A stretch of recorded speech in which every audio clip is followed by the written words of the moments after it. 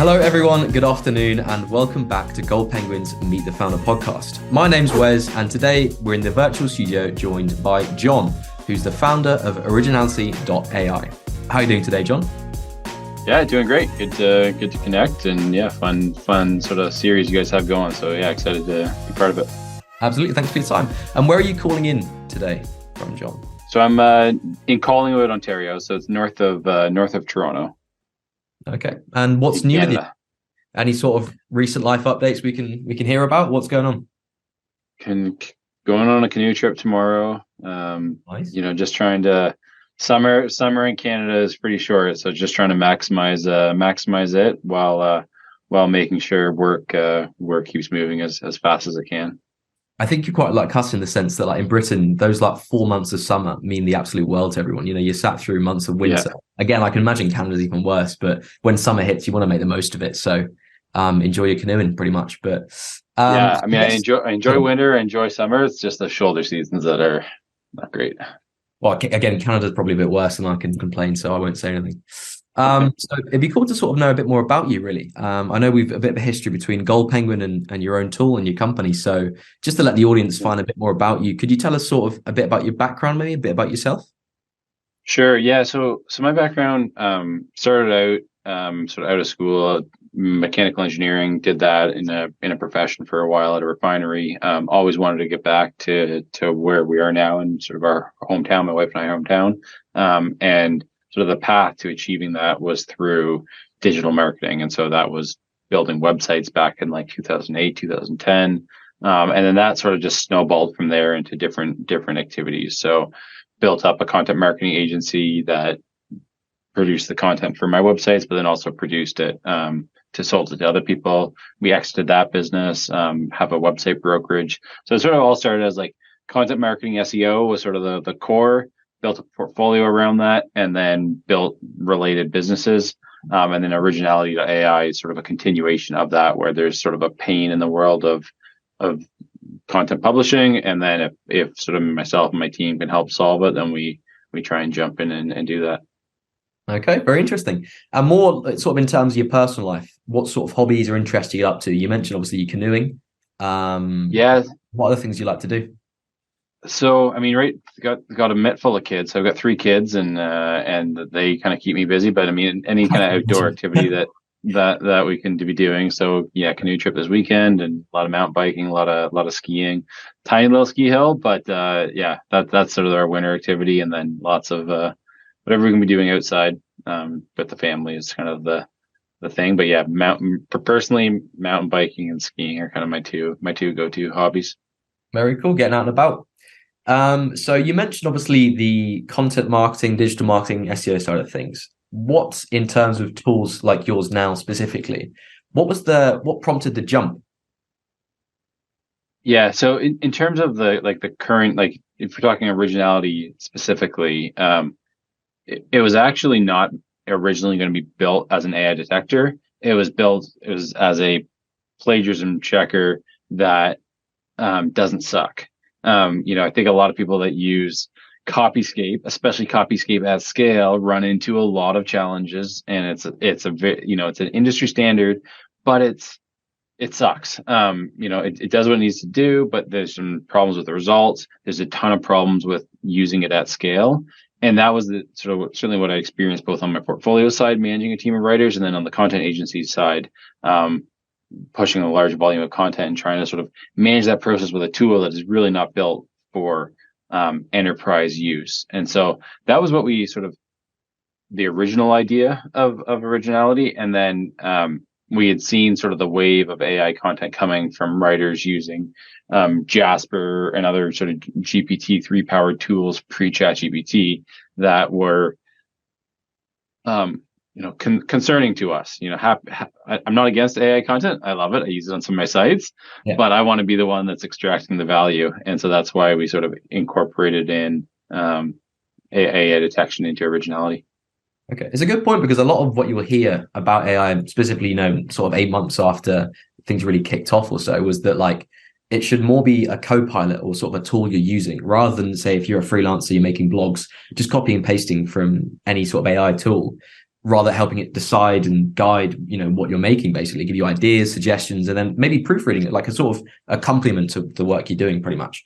I know for a fact that one of our co-founders, Justin, who you know quite well, I know, you've been speaking quite a lot. He's a huge fan of Originality. He's the one that obviously suggested you today.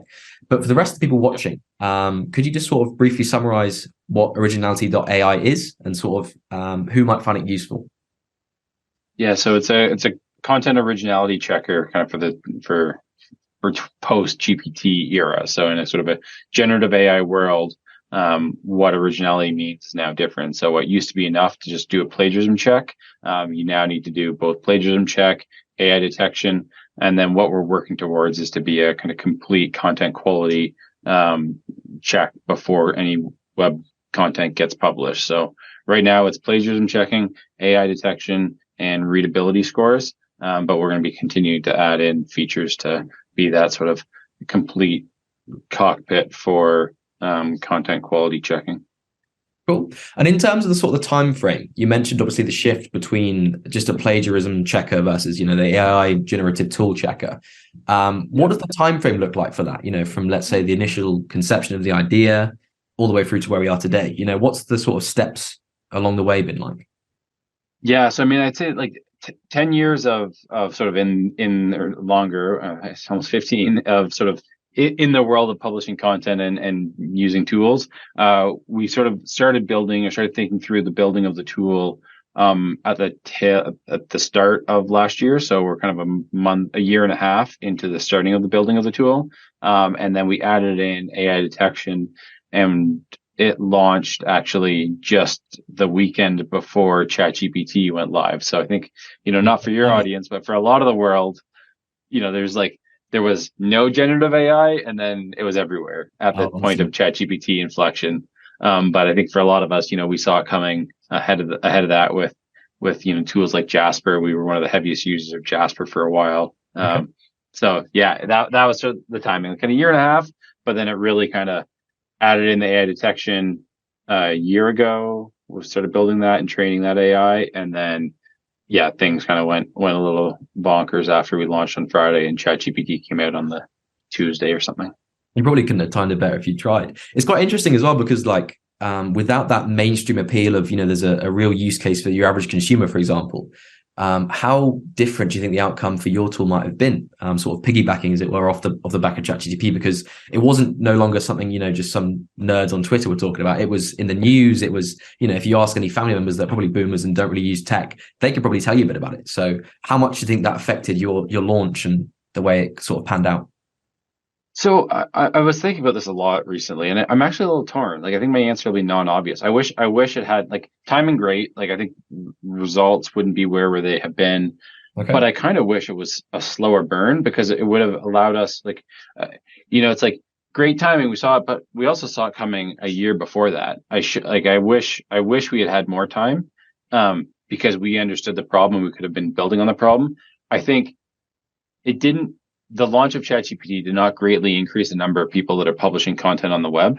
And so it didn't increase sort of our ideal customer base, but it sure increased the number of people that are thinking about this problem. And so I think it increased our competitive landscape significantly without increasing the total pool for our target customers. And so I like timing great, right? Like no, and the market size is way bigger than it would have been. But I think I wish we had more time because I feel like we had this insight pre ChatGPT, and if we'd had like a year of runway before ChatGPT hit, we would have been in a pretty strong position. No, I can imagine. Obviously, you've mentioned a few sort of similar AI, original content checkers that are out there, and again, most people can name quite a few. But what sets Originality.AI apart from these? Yeah, so a few things. The first thing is that the core of the product, which is the detection capabilities. And so we don't have a free offering, and a lot of other tools do. What if I were to tell my team to build a tool that doesn't cost us a ton of money on our servers, and because they need to be run for free or ad supported, they would need to really sort of dial down the sensitivity on that tool. And our accuracy rate would drastically drop. So our accuracy rate is significantly higher, in large part because of our business strategy of not being a free tool for students. We're not for academia. We're built, and all of our features are being built for web publishers. So the ability to add team members, scan history, plagiarism checking, readability checking, sharing scan results. Sort of all of these features that we're building are being built for web publishers. So that's like that focus on web publishers and the AI detection accuracy are the kind of the two most significant reasons that we're quite a bit different than the other tools. And I guess off the back of that, could you sort of walk us through the pricing as well? Yeah, so it's pretty straightforward. So it's one credit per 100 words, and one credit costs 1 cent. So that translates into if there's a 1,000 word article that needs to be scanned for AI, then that costs 10 cents. And that's for the AI scan, and then the plagiarism scan is the same. So kind of a similar pricing, but about 20% cheaper than what Copyscape would be for plagiarism checking, and then same price on AI checking. Okay. And that pricing structure, can I ask how it's sort of in terms of monthly revenue, how that's translated from when you launched to maybe now? How's the share and split of revenue changed over that time? Yeah, so no change since launch. We are going to be implementing a change where we are going to be adding in a monthly subscription for some sort of lighter users use case. So we'll have a pay-as-you-go option, which is the exact same as it is now. You did mention, I don't know firsthand, we've written so many articles that have done really well about specifically towards students that are checking, essays and stuff or whatever for plagiarism or AI detection. So the sort of lighter package, as it were, is that mainly going to be aimed towards students that, again, don't have as much to spend, or what's the plan? The use case of AI detection within academia is a very different use case than it is with writers. Okay. Use case within academia it's extremely hard to deliver value for an AI detector to deliver value within academia because you need to achieve an enforceable level of detection. And despite our accuracy rates, we have false positives. We know we have a 2.5% false positive rate. That's a problem within academia. So I think the use of AI detectors within academia is a more challenging problem than the use of it within for writers and web publishers that are getting more samples. The consequences are not as massively high as being expelled from school. And so it's just a much more valuable use case where the tool is really kind of contributing value versus just like adding noise to an already challenging situation. So the pricing structure is meant more for to try and create an ability to add value to the users that are the most common credit usage types. So like who use their tool the most, what's the ideal number of credits for them, give them a discount, add some extra value. That's who we're going and trying to produce that for.